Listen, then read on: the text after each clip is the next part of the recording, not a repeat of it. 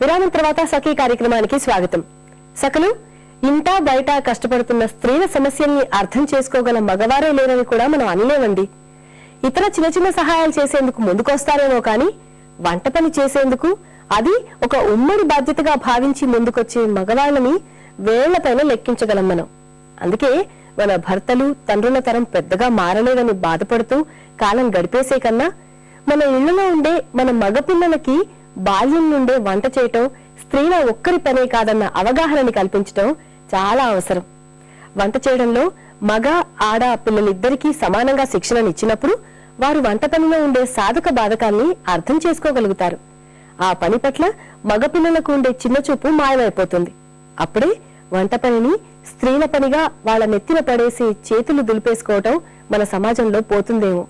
అలా నాకనిపిస్తోంది. మరి మీరేమంటారండి? మీ అభిప్రాయాన్ని మాకు రాసి పంపిస్తారు కదా. మా చిరునామా Sakhi, ETV 2, Ramoji film city, Hyderabad 501512.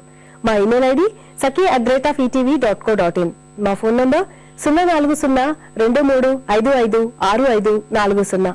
మళ్ళీ రేపటి సఖీ కార్యక్రమంలో కలుసుకుందాం. అంతవరకు సెలవా మరి. నమస్కారం.